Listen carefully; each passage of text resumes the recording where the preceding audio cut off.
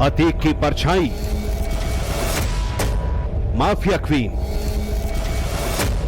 Lady gangster, भगौड़ी बेगम,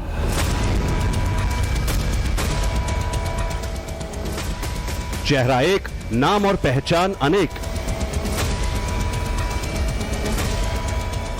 अतीक की पत्नी Shaista Parveen IS 227 gang की लीडर, बेहद शातिर, बेहद चालाक, जिसकी UPSTF को सरगर्मी से तलाश है।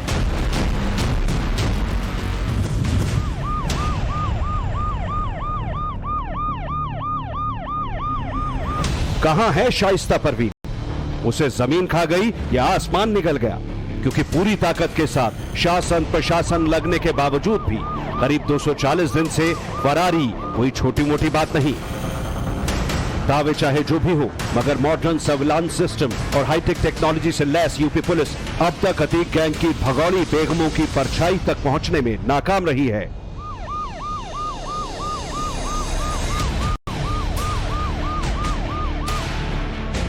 हालांकि ये बात भी 100% सच है कि शाइस्ता और जैनब तक पहुंचने के लिए पुलिस हर हथकंडा अपना रही है। इसी कड़ी में सबसे बड़ा अपडेट जान लीजिए। 24 फरवरी को हुए उमेश पाल हत्याकांड के मामले में बहुत जल्द 6 लोगों के घर की कुर्की होगी। उमेश पाल हत्याकांड के मुख्य आरोपियों के खिलाफ प्रयागराज पुलिस का एक्शन जारी है। अब पुलिस माफिया अतीक अहमद की पत्नी शाइस्ता परवीन और देवरानी जैनब समेत 6 लोगों का जो घर है वो अब कुर्क करने जा रही है। CRPC की धारा के तहत 83 के तहत जो है पुलिस जो है इनके घर को अब कुर्क करेगी। इससे पहले जो है पुलिस ने 82 की जो कार्रवाई है यानी कि मुनादी की जो कार्रवाई है उसको अंजाम दिया था और अब पुलिस को 83 की कार्रवाई के लिए कोर्ट से अनुमति मिल गई है। जिन 6 लोगों के घरों की कुर्की की जाने वाली है उनमें अतीक की पत्नी शाइस्ता परवीन, अशरफ की बीवी जैनब फातिमा, अतीक की बहन आयशा नूरी, अतीक का बमबाज गुड्डू मुस्लिम, शूटर साबिर और अरमान शामिल हैं। प्रयागराज की धूमनगंज थाना पुलिस कभी भी इन आरोपियों के घर धमक सकती है।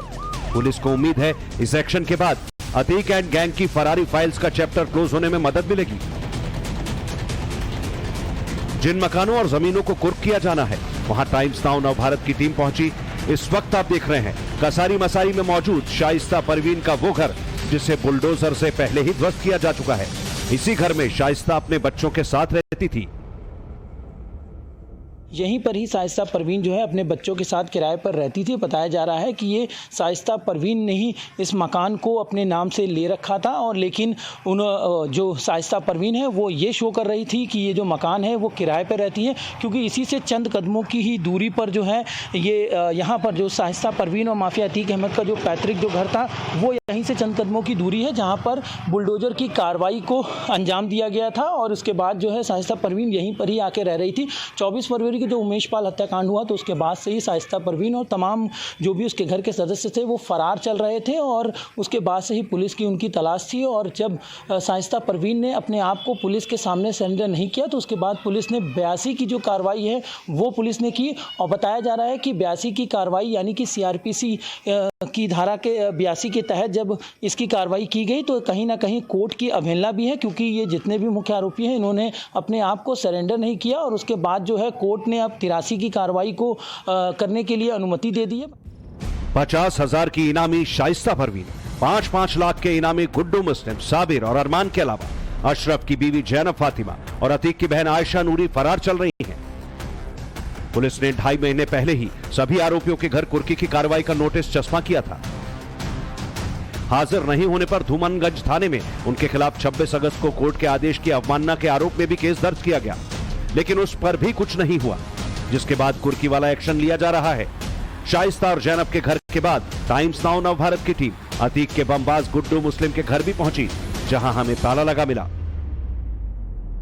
ये पीछे आप देख रहे हैं ये गुड्डू मुस्लिम का घर है और यहाँ पर जो नोटिस जो चस्पा है ये 82 की कार्रवाई की जो नोटिस है वो पुलिस ने यहाँ पर जो है चस्पा किया था और लगभग समय जो है वो पूरा हो चुका है, क्योंकि इनको एक समय दिया गया था कि अपने आप को पुलिस के हवाले कर दे या खुद को कहते हैं सरेंडर कर दे। ऐसे में इन लोगों ने ना तो पुलिस के हवाले किए ना ही इन लोगों ने सरेंडर किया, जिसके बाद अब पुलिस ने जो है जो 83 की कार्रवाई की जो परमिशन है वो कोर्ट से ली है और कोर्ट ने भी परमिशन जो है वो दे दी है, क्योंकि कहीं ना कहीं ये कोर्ट की जो 82 की कार्रवाई की जो नोटिस थी उसकी भी अवहेलना थी।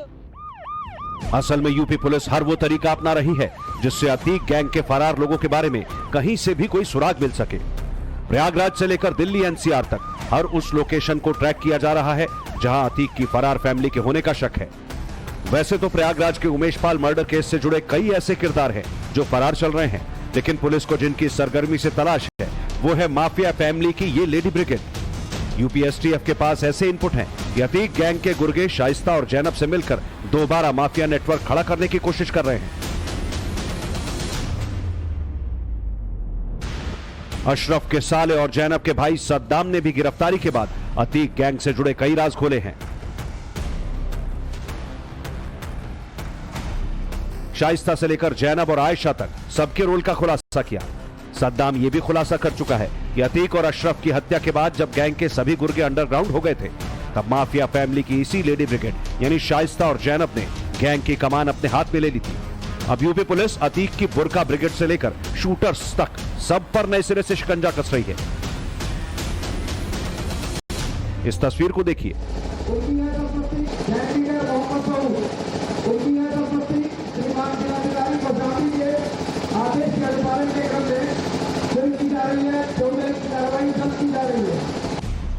तस्वीरें यूपी के कौशांबी की हैं, जहां पहले अतीक गैंग के फरार गुर्गे मोहम्मद सऊद के घर और संपत्ति की कुर्की करने का पहले ऐलान किया गया, फिर मुनादी।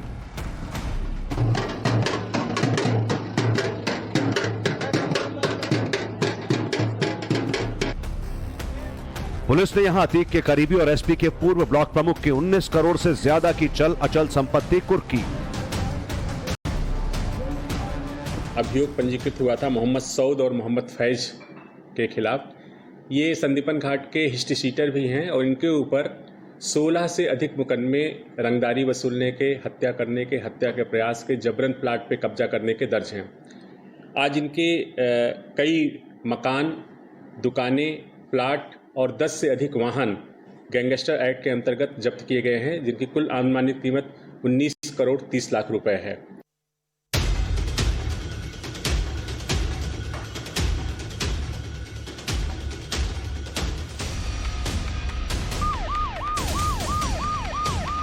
ठीक ऐसे ही अतीक के हर फरार गैंगस्टर का इलाज योगी की पुलिस अपने अंदाज में कर रही है। अतीक का शूटर अरमान, जो उमेशपाल हत्याकांड में बमबाज गुड्डू मुस्लिम के साथ बाइक पर नजर आया था, उसका घर प्रयागराज के सिविल लाइंस इलाके में है, जबकि अतीक के दूसरे फरार शूटर साबिर का घर मरियाडीह में है। इन दोनों के ही घर धारा 83 के तहत कुर्की का एक्शन किसी भी वक्त हो सकता है। ये अरमान का पीछे आप घर देख रहे हैं, ये अरमान का घर है जो सिविल लाइन स्थित है और यहाँ पर पुलिस ने जो है 82 की कार्रवाई के तहत यहाँ पर जो नोटिस है वो यहाँ पर चस्पा किया था और उसके बाद अब पुलिस जो है इनकी अभी तक गिरफ्तारी नहीं हो पाई है और ऐसे में पुलिस ने 82 की कार्रवाई के तहत नोटिस चस्पा करते हुए वार्निंग भी दिए थे कि अपने आप को पुलिस के हवाले कर लें या सरेंडर कर दें।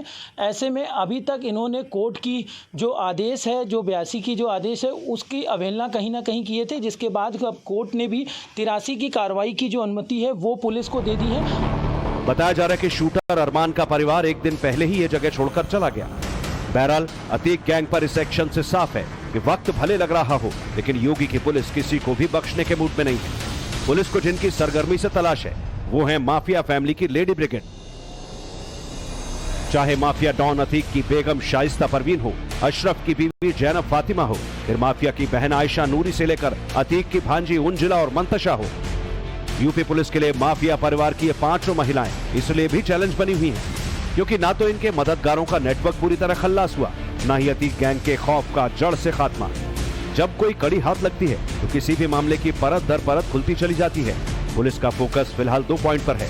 पहला सद्दाम और दूसरा प्रयागराज का हटवा गांव, जहां बाल सुधार गृह से आए अतीक के दोनों बेटों एजाम और अबान रह रहे हैं और जो अशरफ की बीवी जैनब का मायका भी है। 9 अक्टूबर को बाल सुधार गृह से छूटने के बाद अतीक के दोनों बेटे हटवा में ही अपने रिश्तेदार अंसार अहमद के घर पर रह रहे हैं। ऐसे में पुलिस का पहरा इस गांव पर है। वर्दी के साथ ही सादी वर्दी वाले पुलिसकर्मी भी गांव के चप्पे चप्पे पर नजर जमाए बैठे हैं, क्योंकि पुलिस सूत्रों के मुताबिक बताया जा रहा है कि शाइस्ता परवीन देश बदलकर अपने बच्चों से मिलने आ सकती है। हटवा में अंसार के घर पर फोर्स बढ़ाई गई है, गांव में भी फोर्स लगा दी गई है। इसमें महिला सिपाही भी मौजूद हैं। इसके अलावा थाने और कंट्रोल रूम की गाड़ियां भी दिन में गांव के कई चक्कर लगा रही हैं।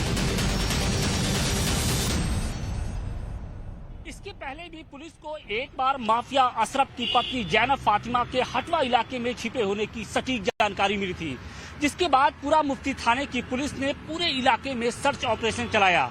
लेकिन इस दौरान जब सर्च ऑपरेशन चल रहा था तभी बुर्का पहनी महिलाओं की जो गैंग थी वो बाहर आ गई और इसके बाद पुलिस को बैकफुट पे जाना पड़ा था। और यही कारण है कि अब इस गांव में महिला सिपाहियों की बाकायदे तैनाती कर दी गई है, ताकि कोई सटीक जानकारी मिलती है तो इन महिला सिपाहियों की मदद से शाइस्ता या गैंग की दूसरी महिलाओं को पकड़ा जा सके। हटवा पर खास फोकस इसलिए भी है क्योंकि शाइस्ता अपने दोनों बेटों को गले लगाकर अपने ऊपर का बोझ हल्का करना चाहती है। शाइस्ता का एक बेटा एजम 5 अक्टूबर को बालिग हो चुका है। जानकार बताते हैं कि एजम को भी अपने पिता के काले साम्राज्य के बारे में पता है। Bureau report, times now Bharat.